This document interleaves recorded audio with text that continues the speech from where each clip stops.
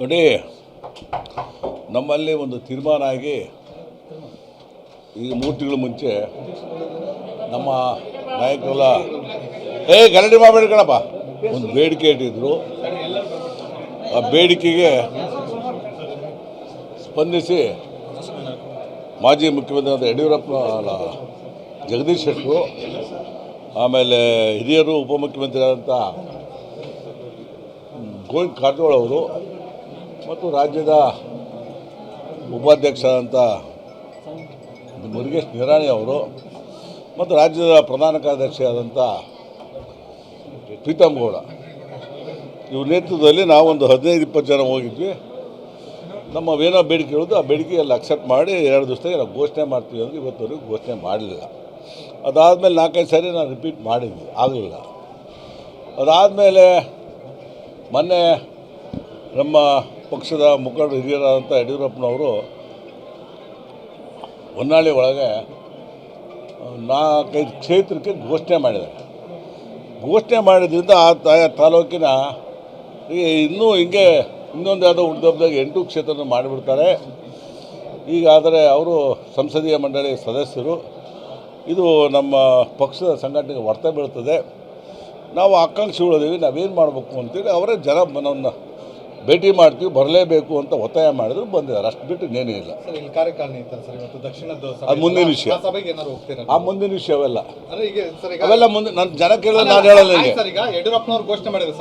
ನಮ್ಮ ಜನನ ಕೇಳಿದಲೇ ನಾನು ಹೇಳಲ್ಲ. ನನಗೇನು ಕಾರ್ಯಕರ್ತರು ಅವರೇ ದೇವರು.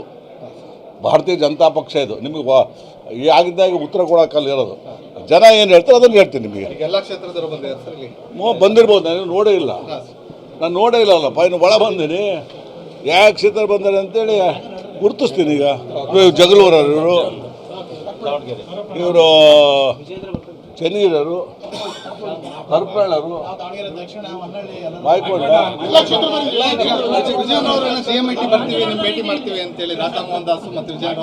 ಗೊತ್ತಿಲ್ಲ, ನೋಡೋಣ. ನೋಡಿ, ನಮ್ಮಲ್ಲಿ ಒಂದು ತೀರ್ಮಾನ ಆಗಿ ಈಗ 3 ತಿಂಗಳ ಮುಂಚೆ ನಮ್ಮ ನಾಯಕರೆಲ್ಲ ಗಲಾಟೆ ಮಾಡಬೇಡಿ ಕಣಪ್ಪ, ಒಂದು ಬೇಡಿಕೆ ಇಟ್ಟಿದ್ರು.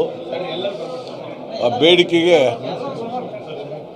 ಸ್ಪಂದಿಸಿ ಮಾಜಿ ಮುಖ್ಯಮಂತ್ರಿ ಯಡಿಯೂರಪ್ಪ ಜಗದೀಶ್ ಶೆಟ್ಟರು, ಆಮೇಲೆ ಹಿರಿಯರು ಉಪಮುಖ್ಯಮಂತ್ರಿ ಆದಂಥ ಗೋವಿಂದ ಕಾರಜೋಳ ಅವರು ಮತ್ತು ರಾಜ್ಯದ ಉಪಾಧ್ಯಕ್ಷರಾದಂಥ ಮುರುಗೇಶ್ ನಿರಾಣಿ ಅವರು ಮತ್ತು ರಾಜ್ಯದ ಪ್ರಧಾನ ಕಾರ್ಯದರ್ಶಿ ಆದಂಥ ಪ್ರೀತಮ್ ಗೌಡ ಇವ್ರ ನೇತೃತ್ವದಲ್ಲಿ ನಾವೊಂದು 15-20 ಜನ ಹೋಗಿದ್ವಿ. ನಮ್ಮವೇನೋ ಬೇಡಿಕೆ ಹೇಳೋದು ಆ ಬೇಡಿಕೆಯಲ್ಲಿ ಅಕ್ಸೆಪ್ಟ್ ಮಾಡಿ 2 ದಿವಸದಾಗೆ ನಾವು ಘೋಷಣೆ ಮಾಡ್ತೀವಿ ಅಂದರೆ ಇವತ್ತವರೆಗೂ ಘೋಷಣೆ ಮಾಡಲಿಲ್ಲ. ಅದಾದಮೇಲೆ 4-5 ಸಾರಿ ನಾನು ರಿಪೀಟ್ ಮಾಡಿದ್ವಿ, ಆಗಲಿಲ್ಲ.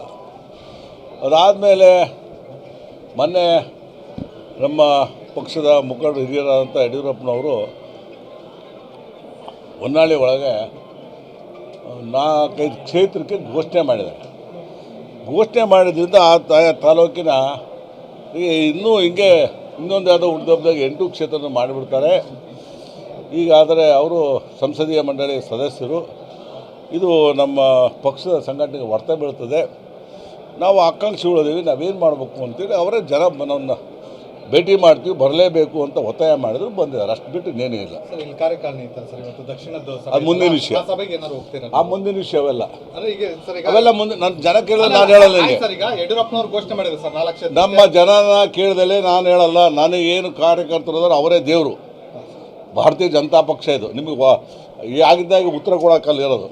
ಜನ ಏನು ಹೇಳ್ತಾರೆ ಅದನ್ನು ಹೇಳ್ತೀನಿ ನಿಮಗೆ. ಬಂದಿರ್ಬೋದು, ನಾನು ನೋಡೇ ಇಲ್ಲ. ನಾನು ನೋಡೇ ಇಲ್ಲಲ್ಲಪ್ಪ, ಇನ್ನು ಒಳ ಬಂದೀನಿ. ಯಾವ ಕ್ಷೇತ್ರ ಬಂದಾರೆ ಅಂತೇಳಿ ಗುರುತಿಸ್ತೀನಿ. ಈಗ ಜಗಳೂರವರು, ಇವರು ಚೆನ್ನಗಿರರು, ಹರಪಳ್ಳರು, ಮಾಯ್ಕೊಂಡ